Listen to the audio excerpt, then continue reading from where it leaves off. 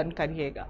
चलिए हम अपने ग्रामर की बात करें तो ग्रामर में अभी तक जो हमारा मेन कंसर्न चल रहा है, जो अभी तक हम लोगों ने पढ़ा है कि मैं हर क्लास की शुरुआत में आपको एक बार रिवाइज करा देती हूँ कि सब्जेक्ट सिंगुलर तो वर्ब सिंगुलर, सब्जेक्ट प्लूरल तो वर्ब प्लूरल, और इस कैटेगरी में हम बहुत सारी चीज़ें कर चुके हैं। नाउ कुछ चीज़ें जो और इसमें थोड़ा ऐड ऑन करने की ज़रूरत है, मैं थोड़ा वो भी बता दूं आपको, तो वन बाय वन हम करते हैं। जैसे हमारे पास 3 प्रोनाउन हैं, ही, शी, इट, इट, तो इन तीनों के साथ जब नॉर्मल कंडीशन होती है तो हम वॉज का यूज करते हैं, वॉज। लेकिन जब हम हाइपोथेटिकल या सपोज, मान लो ऐसा होता, तो जो हो ही नहीं सकता उसी को हम कहते हैं मान लो। तो जब भी हम एक हाइपोथेटिकल कंडीशन बनाते हैं तो ही, शी, इट के साथ हम वॉज का नहीं वर का यूज करते हैं। जब आगे आप ग्रामर में पढ़ेंगे, हम आगे और जब क्लासेस करेंगे तो एक चैप्टर आता है हमारे पास, मूड। हालांकि ज्यादातर बच्चे पढ़ते नहीं हैं इस चैप्टर को, या पढ़ाया नहीं जाता है, दोनों चीजें हम कह सकते हैं। एक चैप्टर आता है मूड, जिसमें इंडिकेटिव मूड, इंपेरेटिव मूड और एक सबजंक्टिव मूड होता है। सबजंक्टिव मूड का मतलब होता है जो है नहीं, जो था नहीं, ना होगा, बस मान लो, उसको हम कहते हैं सबजंक्टिव मूड। तब हम ही, शी, इट के साथ वर का यूज करते हैं। या दोनों के एग्जाम्पल देखें तो अगर आप किसी को कहना चाहते हो कि when I was in school, when I was in school, तो आप वाकई स्कूल में रहे होंगे, तो ये तो रियल बात है। तो यहाँ पर हमने आई के साथ वॉज का यूज किया है कि जब मैं स्कूल में था, तो यहाँ पर हमने वॉज का यूज किया। लेकिन अगर आपने कहा कि काश if I were a bird, काश मैं एक चिड़िया होती, अब ये कैसे पॉसिबल है? ये तो हो ही नहीं सकता है, इसीलिए हमने आई के साथ लगाया वर। कोई भी सपोजिशन करेंगे हम, तो जैसे अब आजकल हर भारतीय सोचता है कि काश if I were mister Ambani, काश मैं मिस्टर अंबानी होता। ये अब हम सब लोग सोचते हैं, बट कहाँ होंगे नहीं, ये तो मान लो वाली बात है। तो जब भी हम मान लो की बात करेंगे तो ही के साथ, शी के साथ, इट के साथ हम वर का यूज करेंगे। जैसे आपने कहा कि if he were a girl, काश वो एक लड़की होता, तो उसे समझ में आता कि महिला होना कितना कष्टकारी होता है। ये एक अलग विवाद का मुद्दा है, फिलहाल हम यहाँ पे आ जाएं। इफ ही वर अगर, वो तो ही है, तो वो गर्ल कैसे होगा? तो जहां भी हम सपोजिशन करते हैं वहां पर हम वॉज का नहीं वर का यूज करते हैं।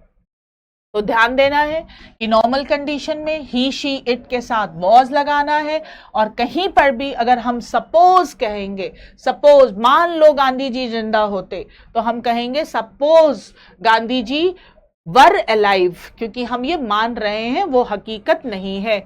इस चीज का ध्यान रखना है। चलिए अगले पे चलें।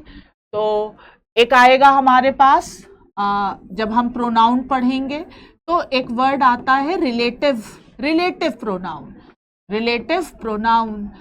प्रोनाउन में हम किसी भी नाउन का परिचय देते हैं। अभी हम प्रोनाउन नहीं पढ़ रहे हैं, अभी तो हम नाउन पढ़ रहे हैं, और नाउन में भी हम सब्जेक्ट वर्ब के बारे में बात कर रहे हैं।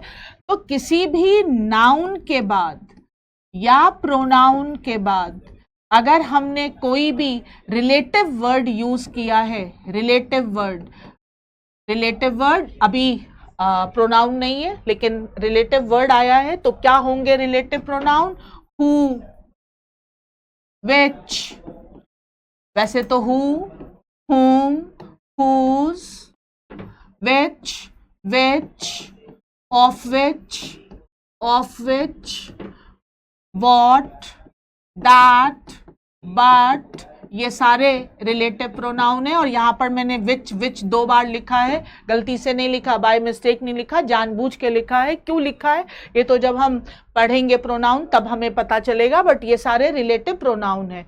किसी भी नाउन या प्रोनाउन के बाद अगर रिलेटिव वर्ड आया हो और हमें उसके बाद वर्ब लगाना हो तो हमेशा याद रखेंगे कि ये वर्ब नाउन या प्रोनाउन के अकॉर्डिंग यूज होगा, रिलेटिव प्रोनाउन के अकॉर्डिंग नहीं। जैसे अगर हमने कहा ही, हु, तो यहां पर हम ही के अकॉर्डिंग इज लगाएंगे। अगर हम कहें आई, हु, तो आई के अकॉर्डिंग एम लगाएंगे। ये ध्यान रखना है। जैसे हमने कहा बुक तो हमने कहा विच, नॉन लिविंग के लिए विच का यूज करते हैं तो इज लगाएंगे। और अगर हम कहें बुक्स तो फिर अगर हम कहें विच तो फिर हम बुक्स के अकॉर्डिंग आर लगाएंगे। ध्यान रखना है कि किसी भी नाउन के बाद अगर हम कोई रिलेटिव प्रोनाउन का यूज करेंगे तो जो वर्ब एग्री करेगा वो उस नाउन या प्रोनाउन के अकॉर्डिंग एग्री करेगा, रिलेटिव प्रोनाउन का उससे कोई लेना देना नहीं है। सारे जितने भी अभी तक मैंने आपको टॉपिक कराए हैं सबका हमने एक्सरसाइज किया है, और ये भी जो भी हम पढ़ रहे हैं सबका डिटेल एक्सरसाइज करेंगे। डोंट वरी अबाउट इट, अभी मैं सिर्फ आपको कॉन्सेप्ट बता रही हूँ। ऐसे ही अभी हमने अपनी प्रीवियस क्लास में एक कॉन्सेप्ट किया था द नंबर ऑफ, और आपको बताया था कि जब द नंबर ऑफ और अ नंबर ऑफ आए तो नंबर इस चीज की तरफ संकेत है कि काउंटेबल नाउन होना चाहिए, और दोनों में ही जो नाउन आता है वो दोनों में ही प्लूरल नाउन का यूज करते हैं हम, प्लूरल। बस ध्यान रखते हैं कि द वाले में हमारा वर्ब सिंगुलर आता है और अ वाले में हमारा वर्ब जो है वो प्लूरल आता है। लेकिन अगर कोई अनकाउंटेबल नाउन हो तो क्या करेंगे, तो वहां पर हम करते हैं द अमाउंट ऑफ या द क्वांटिटी ऑफ। अगर हम काउंटेबल नाउन की बात कर रहे हैं तो द नंबर ऑफ या अ नंबर ऑफ, थोड़ा इसमें exam a great number of, a large number of ये भी कह देता है, तो ग्रेट और लार्ज से जो है वो कंफ्यूज मत हो जाइएगा, नंबर के अकॉर्डिंग ही हम अपना नाउन लगाएंगे। जब द अमाउंट ऑफ या द क्वांटिटी ऑफ आ जाए तो इस कंडीशन में हम यहाँ पर अनकाउंटेबल नाउन यूज करते हैं, और अनकाउंटेबल नाउन यूज किया है तो ऑब्वियस सी बात है हमारा वर्ब भी सिंगुलर आएगा। जैसे अगर हम कहें कि the quantity of sugar, uncountable noun है, the quantity of sugar is, अब हम कुछ भी लगा दें, हम कहेंगे लो या हाई, जो भी हमें यूज करना है। यहाँ पर शुगर था तो हमने, अब यहाँ पर हम द नंबर ऑफ नहीं कह सकते हैं क्योंकि शुगर की क्वांटिटी होती है, उसका कोई नंबर नहीं होता। अब अभी तक जितनी भी हमने क्लासेस की हैं तो जो हमने नट शेल में पढ़ा है, इन अ नट शेल, अभी एक क्लास हम करेंगे। देखिए English is a very vast subject, English में बहुत सारी चीजें हैं, और फॉर्चुनेटली और अनफॉर्चुनेटली आप जो भी कहें, अगर आप एग्जाम देते हैं तो आपको ये सारे एरिया तो कवर करने ही पड़ेंगे, क्योंकि एग्जाम कब क्या पूछेगा ये तो स्टूडेंट को नहीं पता होता है। तो एक और सेक्शन जो अभी हम 1-2 क्लास के बाद रामायण की स्टोरी के बाद करेंगे वो होगा फ्रेज के बारे में पढ़ेंगे। आजकल एग्जाम में इडियम्स और फ्रेजेस बहुत आते हैं, तो अभी मैंने आपसे कहा इन अ नटशेल। यहाँ पर कई बार एग्जाम में ग्रामेटिकल मिस्टेक भी आ जाती है, इन नटशेल नहीं, इन अ नटशेल, यानी कि संक्षेप में। इन अ नटशेल का मतलब हुआ किसी भी चीज का जो निचोड़ है। तो अगर हम अभी तक जो हमने पढ़ा है उसको अगर हम एक निचोड़ में देखें तो बहुत महत्वपूर्ण जो बात थी वो ये कि सबसे पहले आप नाउन को आइडेंटिफाई करिए। ये पहला है आपका, और इसमें कोई जल्दीबाजी मत करिए, क्योंकि जब तक आप नाउन आइडेंटिफाई नहीं कर पाएंगे तब तक आप आगे वर्ब यूज नहीं कर सकते हैं।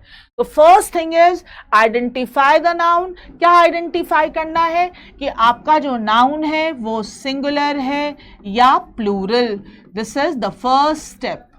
जब आपने नाउन को आइडेंटिफाई कर लिया तो फिर आप आगे बढ़िए और वर्ब को इससे टैली करिए कि सिंगुलर के अकॉर्डिंग सिंगुलर और प्लूरल के according plural. The whole story is this.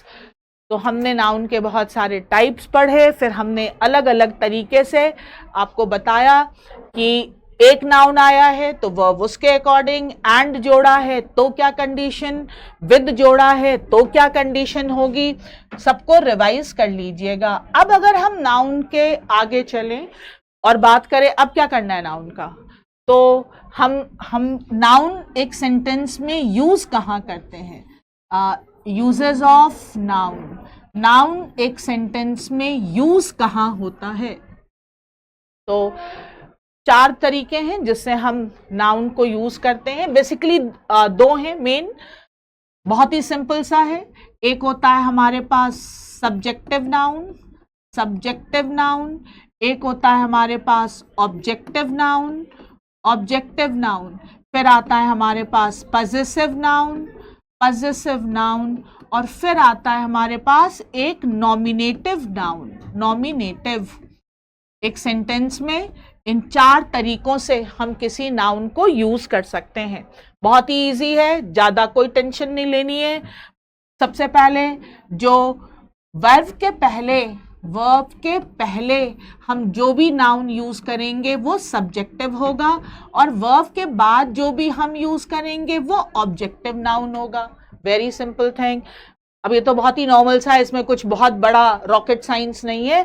Verb के पहले जो हम यूज करेंगे वो सब्जेक्टिव, और वर्ब के बाद जो हम यूज करेंगे वो ऑब्जेक्टिव। जैसे हम बहुत ही सिंपल सा सेंटेंस देखें कि रोहन रोहन हिट जय, तो हिट वर्ब है तो उसके पहले जो आया वो रोहन, वो सब्जेक्टिव, और जो बाद में आया वो ऑब्जेक्टिव।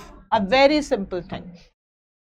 अब यहाँ पर अगर आप एक स्मार्ट स्टूडेंट हैं तो आपके पास देखिए, जिनके पास सवाल नहीं होते वो अच्छे स्टूडेंट नहीं होते हैं, क्योंकि एक लाइन हम लोग कहते हैं, अक्सर बच्चे यूज करते हैं कि more study more confusion, no study no confusion.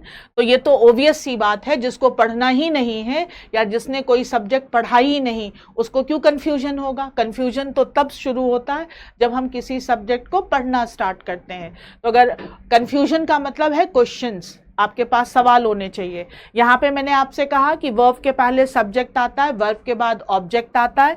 आपके पास एक सवाल हो सकता है कि क्या कोई सेंटेंस ऐसा होता है जिसमें सब्जेक्ट नहीं होता? बिल्कुल होता है। एक जब हम सेंटेंस बनाते हैं तो एक सेंटेंस आता है इम्पेरेटिव, इम्पेरेटिव सेंटेंस। इम्पेरेटिव यानी इम्पेरेटिव का मतलब होता है आदेश, आदेश या आग्रह।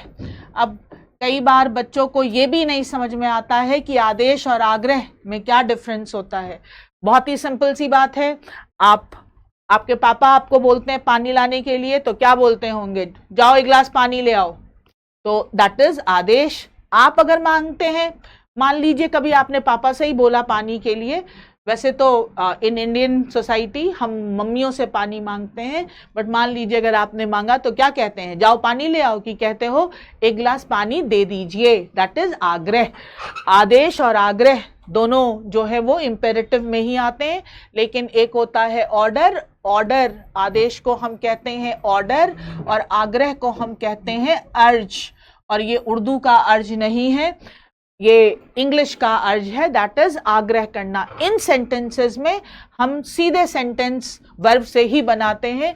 जैसे कोई आपको कहता है सिट डाउन, बैठ जाओ, तो यहाँ पर देखिए सीधे वर्ब यूज हुआ।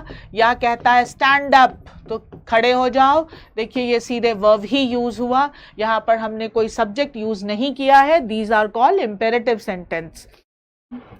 लेकिन अगर हम इम्पेरेटिव नहीं बना रहे हैं तो वर्ब के पहले सब्जेक्टिव और वर्ब के बाद ऑब्जेक्टिव। अब ये पजेसिव केस क्या होते हैं? तो बहुत ही सिंपल है। पजेसिव का मतलब होता है जिस नाउन के बाद भी हिंदी में का, के, की लगा हो, इसे हम कहते हैं पजेसिव केस।